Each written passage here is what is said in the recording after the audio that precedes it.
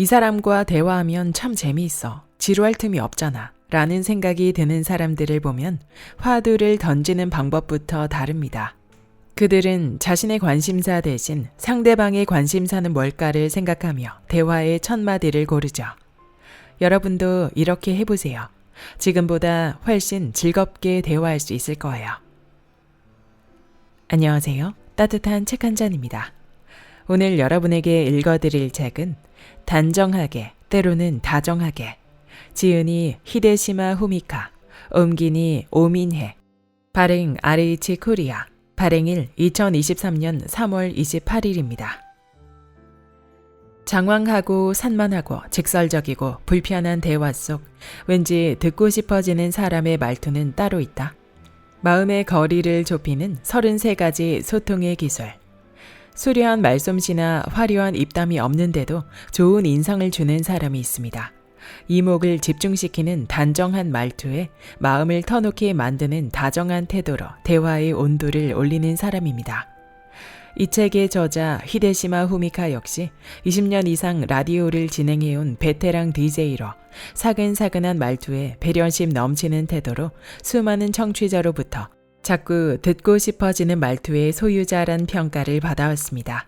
덕분에 그가 진행하는 프로그램에는 커뮤니케이션에서 어려움을 겪는 사람들의 사연이 쏟아집니다. 오랜 라디오 DJ 경력을 바탕으로 청취자들의 사연에 친절히 답해주던 저자는 사람의 마음을 얻는 대화는 뛰어난 언변술이 아닌 말투와 태도에 있음을 알려주고자 이 책을 썼습니다. 책에는 긴장을 늦추고 이야기에 생기를 불어넣는 방법부터 상대를 절로 수긍하게 만드는 말투, 이야기 주제가 쓰든 달든 균형 있게 말하는 비법 등이 담겨 있습니다. 타인과의 소통이 어렵다면, 말투 때문에 한 번이라도 고민한 적이 있다면 이 책에 소개된 대화 기술을 하나씩 실천해보세요. 대화가 한결 편안해지고 누구에게나 다시 만나고 싶은 사람으로 기억될 것입니다. 그럼 지금부터 본문 일부를 낭독해드리겠습니다. 첫 문장은 무조건 짧게. 대화의 첫인상을 결정하는 요소. 저는 대화에도 첫인상이 있다고 생각합니다. 그래서 일상에서뿐만 아니라 일터에서도 상대의 호기심을 자극할 만한 이야기로 대화를 시작하려고 노력합니다. 당연한 말이지만 상대방이 제 얘기를 들으려고 하지 않는다면 대화는 금세 끝날 테니까요. 따라서 대화를 쭉 이어가려면 상대가 내 이야기에 귀를 기울이도록 만들어야 합니다. 그렇다고 거창한 이야기로 상대에게 괜한 부담을 줘서는 안 되겠죠. 그럼 듣는 사람이 편안하게 내 이야기에 집중할 수 있게 하려면 어떻게 말해야 할까요? 방법은 간단합니다. 알아듣기 쉽도록 한마디 한마디 짧게 완결 지으며 말하면 됩니다. 의식적으로 대화 속 문장에 마침표를 늘려가는 거죠. 혹시 고작 그거야? 라고 생각하셨나요? 하지만 이렇게 간단한 방법만으로 우리는 일상에서도 일터에서도 대화 중에 상대방에게 좋은 인상을 남길 수 있습니다. 우리가 사람들과 대화할 때 대전제로 삼아야 할 지론이 있습니다. 바로 사람은 쉽게 지루해한다는 것이죠. 사람들은 어떤 상황에서든 맨 처음 듣는 말이 너무 길면 어려운 이야기일 거라 지레 짐작해서 대화를 빨리 끝내고 싶어 합니다. 이러한 경향은 SNS 등에서 짧은 이야기가 주로 소비되면서 더욱 심화되었습니다. 그런데 막상 내가 이야기를 할 때는 질질 끌게 됩니다.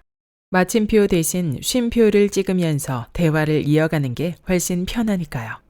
여러분도 무심코 땡땡해서 땡땡하니까 라고 줄줄 이어가는 말투를 쓰고 있진 않으세요? 글을 쓸 때도 자주 지적받는 점이잖아요. 저 역시 어린 시절 장문 시간에 아침에 일어나서 학교에 갔는데 급식이 맛있어서 더 먹으려고 했더니 가위바위보를 하라고 해서 라고 계속 쉼표를 찍던 버릇을 선생님이 고쳐준 기억이 있습니다. 라디오 DJ를 갓 시작했을 무렵에도 저는 제 진행 방식에 자신이 없어서 이야기에 자꾸 살을 붙였어요. 그러다 보니 내용이 장황해져. 그래서 너는 대체 무슨 말을 하고 싶은 건데? 하고 선배들에게 자주 혼났습니다. 그때 했던 방송을 지금 다시 들으면 쉼표 대신 마침표를 찍었다면 더 좋았을 텐데 하고 탄식하게 되는 부분이 여럿 있습니다. 반면 객관적으로 무슨 말인지 금방 알아들었어. 듣기 편한 걸 하고 생각이 드는 대목은 역시 마침표를 적절하게 넣어가며 말했을 때였습니다. A. 저는 지난 주말 지가사키에 있는 본가에 다녀왔는데 고즈넉하고 아름다운 곳으로 오랜만에 시원한 해변에 들러 일루미네이션 축제도 즐기니 그간 쌓인 스트레스가 모두 날아가는 것 같았습니다. B. 저는 지난 주말 지가사키에 있는 본가에 다녀왔습니다. 고즈넉하고 아름다운 곳이죠. 오랜만에 시원한 해변에 들러 일루미네이션 축제도 즐기고 왔습니다. 그간 쌓인 스트레스가 모두 날아가는 것 같았습니다. A와 B의 차이를 아시겠나요? A 화법은 화자가 한 번의 호흡으로 모든 정보를 전달합니다. 여기에 화자 특유의 말하는 속도가 더해진다면 청자는 이야기를 들을 때 더 부담을 느끼겠죠. 반면 B 화법은 어떤가요? 화자가 적절히 끊어가며 이야기하니 화자도 청자도 대화하는 게 편안합니다. 따라서 이야기를 시작할 때는 간결하게 끊어가며 말해야 듣는 사람이 버거워하지 않습니다. 여기에 더해 앞으로 이런 이야기를 할 거예요 라는 뉘앙스로 대화의 문을 열면 듣는 사람도 대화의 전개를 쉽게 파악할 수 있습니다. 그럼 이 사람은 이런 이야기를 할 생각이구나 하고 들을 준비를 할 수 있어서 이어질 내용을 편하게 받아들일 수 있을 거예요. 그럼 얘기를 좀 더 들어봐도 힘들진 않겠는데? 하고 여유를 가질 수도 있습니다. 어려운 내용인데도 금세 이해할 수 있도록 말하는 사람이 바로 이런 사람입니다. 즉, 대화 상대에게 대체 무슨 이야기를 하는 거야? 이 장황한 얘기를 언제까지 할 작정인데? 라는 스트레스를 주지 않는다는 뜻이에요. 혹 주변에 어려운 내용도 알아듣기 쉽게 말하는 사람이 있다면 그 사람이 대화 중에 마침표를 몇 번 찍는지 한번 세어보세요.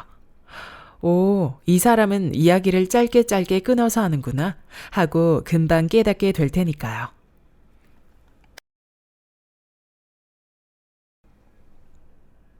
깊이 스며드는 말투. 대화 중 잠깐의 침묵은 말로 표현할 수 없는 마음을 전달할 뿐 아니라 이미 한 말을 상대방 마음속 깊이 스미게 합니다.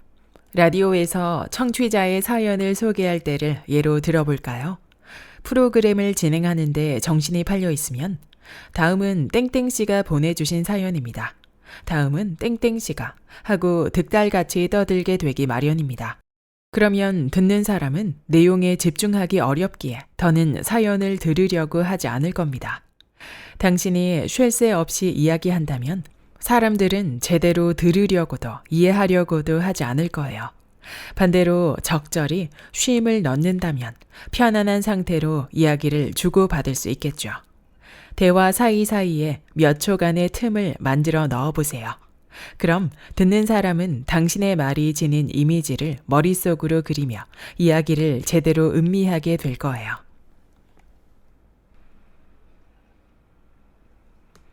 대화도 캐치볼 하듯. 우리는 상황에 따라 목소리를 다르게 냅니다. 각자 경험을 바탕으로 어떤 목소리가 그 자리에 적합한지, 어떤 말투로 말해야 서로 유쾌하게 대화할 수 있을지가 머릿속에 남아 무의식 중에 목소리가 바뀌는 사람도 많을 겁니다.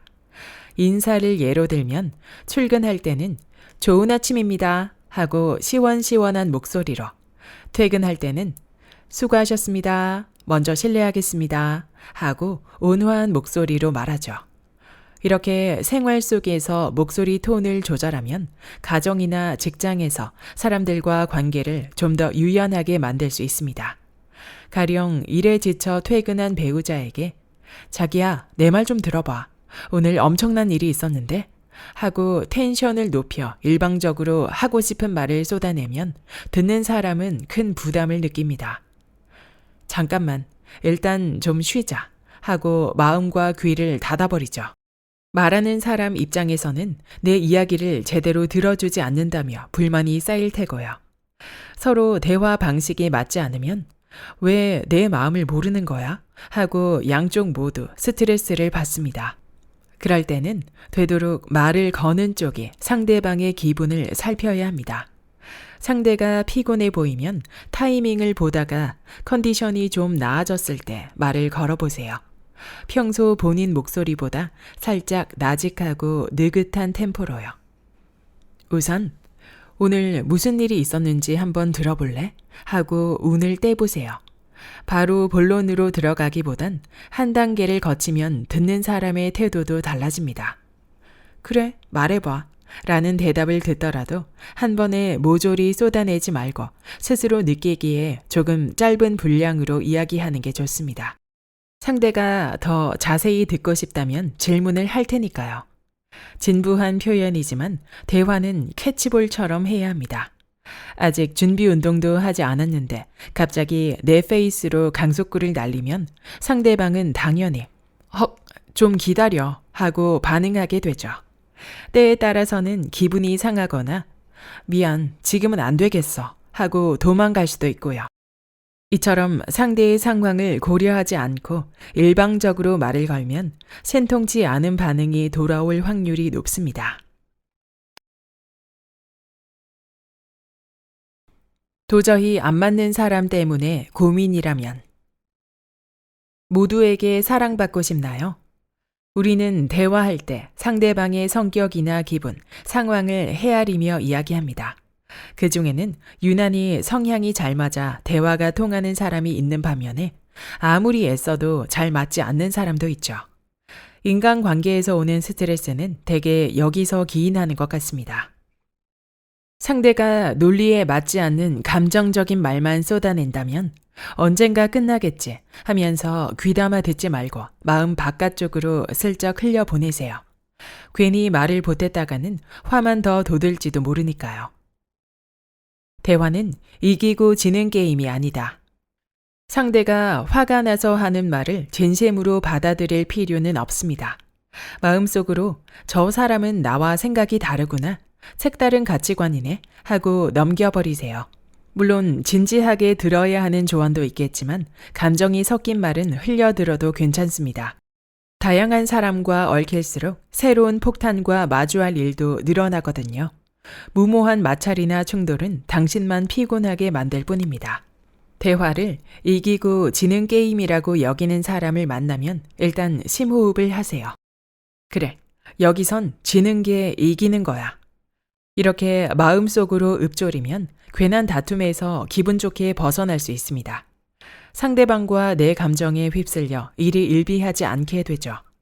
그러나 의도치 않게 밑도 끝도 없는 무모한 대화를 하게 됐다면 저 사람은 나와 가치관이 다르니까 하고 잘라내세요. 여러분의 마음을 안전하게 지키기 위해 필요한 자세입니다. 여러분에게는 소중한 시간과 감정을 공유할 가족, 친구, 동료들이 있습니다. 도저히 맞지 않는 사람까지 이해하려고 노력하지 마세요. 여러분 자신을 돌보고 소중한 누군가를 사랑하는 데 사용하세요. 여기까지 단정하게, 때로는 다정하게의 본문 일부였습니다. 이 책의 저자 히데시마 후미카는 일본에서 25년 동안 한 해도 쉬지 않고 라디오를 진행해온 최장수 라디오 DJ이자 내레이터입니다. 저자는 오랜 DJ 경력을 통해 누구나 일상에 적용할 수 있는 소통 기술을 이 책에 담았습니다. 이 책을 읽어보면 말하기를 잘하는 방법에 국한된 것이 아니라 어떻게 하면 상대방과 열린 소통을 나눌 수 있는지에 대한 깊은 고찰을 엿볼 수 있습니다. 대부분의 기술이 힘 들이지 않고도 쉽게 실천할 수 있는 노하우라서 공감도 많이 가고 도움이 많이 되었습니다. 많은 예시 중에서도 저는 특히나 대화는 캐치볼처럼 해야 한다는 비유가 깊이 와닿았는데요. 내가 하고 싶은 말을 잘 전달하려면 대화의 분위기와 상대방의 기분을 잘 캐치해서 그에 맞는 방식으로 소통해야 한다는 점을 다시 한번 깊이 새기게 되었습니다. 책 속에는 일부러 침묵을 한다든지 시간에 따라 목소리 톤을 조절한다든지 내가 조금만 신경 쓰면 몇 배의 효과를 낼 수 있는 팁들이 많았습니다. 그리고 이런 기술들을 배우며 나의 소통 습관들을 돌아보는 계기 또한 만들어졌습니다. 저작권 사용의 범위상 많은 부분을 낭독해 드리지 못해 아쉬웠는데요. 소통 기술을 배우는 동시에 나의 소통 습관을 수정해 나가기에 좋은 이 책, 여러분에게도 추천합니다. 구독과 좋아요와 댓글은 큰 힘이 됩니다. 다음 영상에서 만나요.